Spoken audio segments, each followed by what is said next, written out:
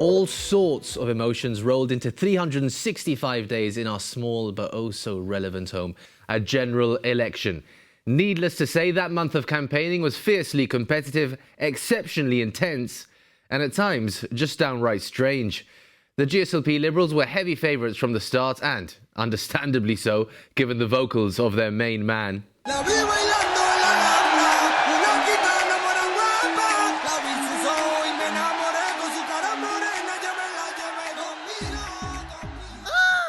I mean, how can you compete with that?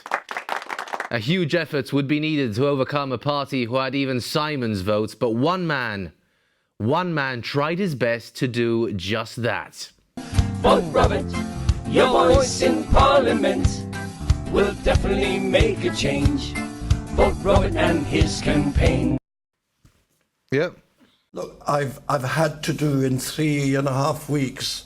Vote Robert, a phrase that will forever be synonymous with the 2019 general election. However, for him, it just wasn't to be. There were some surprising last-minute campaigns that attracted interest from the electorate, but in all fairness, they had other things on their mind and mouth. When all was said and done, Fabian Picardo and the GSLP were the ones celebrating victory in the early hours of a Friday morning at the John Mackintosh Hall. And he made no mistake in letting us all know exactly how many large meat lover pizzas would be ordered for his fellow ministers in celebration.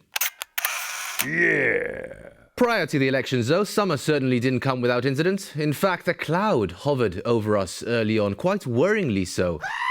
Enough for rescue services to issue their own warnings. However, luckily, those warnings need not be heeded.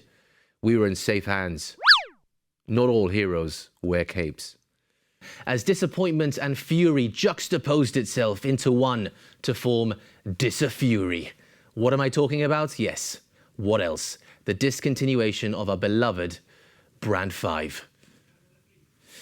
It's been so long now, but those words, they still haunt me. Christmas will never be the same again. A sentiment echoed by every single one of you. Well, almost. The public outcry was largely on a scale never seen before. We tried everything to hang on to it. Petitions. Has any petition in the history of petitions ever worked? I'm not sure, but still, we tried it. I mean, our Chief Minister, Fabian Picardo, during this year's seemingly endless budget discussions, put the record 83 million surplus to one side and instead brought these into Parliament. Finally, a budget we could all agree on. When in Rome you eat, when in Paris you drink, when in Gibraltar you watch football and run onto the pitch naked, has a certain ring to it, I guess. I mean, we've been fortunate enough to have a number of high-profile athletes on the Rock in the past 12 months, but this was surely the closest we ever came to Golden Balls himself gracing our artificial turf. Maybe you'd caught wind of the yearly chest championships we apparently hold here in Gib. First I've heard of it. That's what I'll keep telling my girlfriend anyway. And of course, the Island Games, a massive success for the Rock on the medal front, as we ensured we didn't fall flat on our faces in our home event. Well, not all of us anyway. If only diving was an Island Games event. The Gibraltar Calling Music Festival lineup was slowly but surely announced. The festival itself didn't go without its issues. In fact, on the Saturday, waiting times were so long, this became one of the most liked Facebook posts of the year. Some remained unconvinced as day 2 approached, a day that brought with it rain. And not just any rain either, rains of a biblical proportion. In fact, it chucked it down so hard, it looked like the main act of the night would have to be changed. Huh? In the end, in some kind of divine intervention, always knew God was a Take That fan. And compliments were paid to the quality of our chocolates too, apparently a level above those available across the border, as what seemed to be a sinister intrusion at first was actually, on the face of it, pretty innocent. Could it be? Were they having us on? Was all this part of a larger plan to infiltrate our country, our proud Rock? Surely it couldn't have been just about chocolates. How dare they? But no. Upon closer inspection into their weekly training routine, yeah, clearly just about chocolate. Fair enough. I mean, we've all got needs. As always, our macaques were up to no good.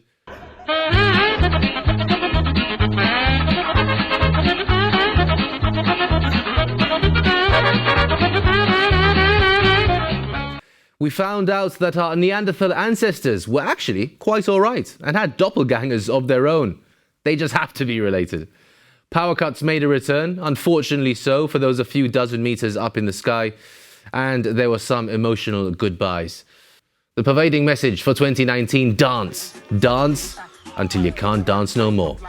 No, not like that. That's better. Have a good Christmas.